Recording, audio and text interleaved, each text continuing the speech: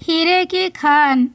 Africa महाद्वीप में हीरों की कई खानों की खोज हो चुकी थी, जहां से बहुत आयन में हीरे प्राप्त हुए थे। वहां के एक गांव में रहने वाला किसान अक्सर उन लोगों की कहानियां सुना करता था जिन्होंने हीरों की खान खोजकर अच्छे पैसे कमाए और अमीर बन गए। वह भी हीरे की खान खोजकर अमीर बनना चाहता था। एक दिन अमीर बनने के सपने को साकार करने के लिए उसने अपना खेत बेच दिया और हीरो की खान की खोज में निकल पड़ा।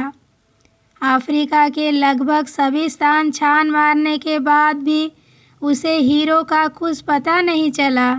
समय गुजरने के साथ उसका मनोबल गिरने लगा। उसे अपना अमीर बनने का सपना टूटता दिखाई देने लगा।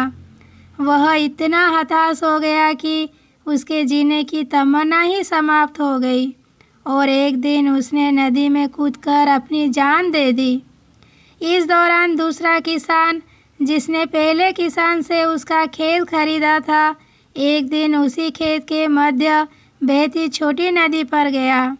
सहसा उसे नदी के पानी में से इंद्रधनुषी प्रकाश फूटता दिखाई पड़ा। उसने ध्यान से देखा तो पाया कि नदी के किनारे एक पत्थर पर सूर्य की किरणें पड़ने से वह चमक रहा था। किसान ने झुककर वह पत्थर उठा लिया और घर ले आया। वह एक खूबसूरत पत्थर था।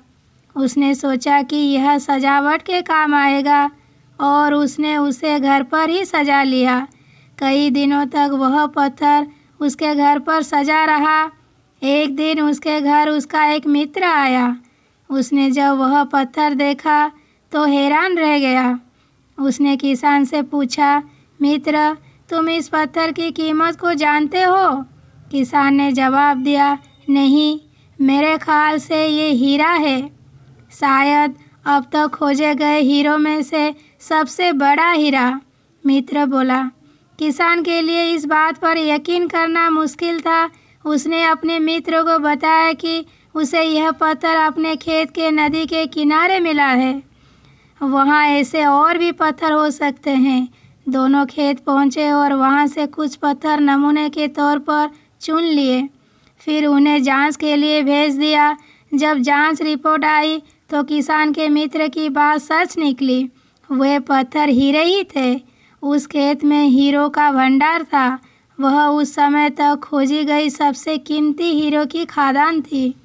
उसका खादान का नाम किम्बरली डायमंड माइंस है। दूसरा किसान उस खादान की वजह से मालामाल हो गया।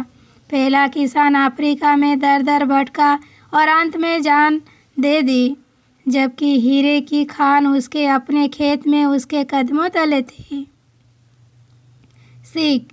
मित्रों, इस कहानी में हीरे पहले किसान के कदमों तले ही थे, लेकिन वह उन्हें पहचान नहीं पाया और उनकी खोज में भटकता रहा।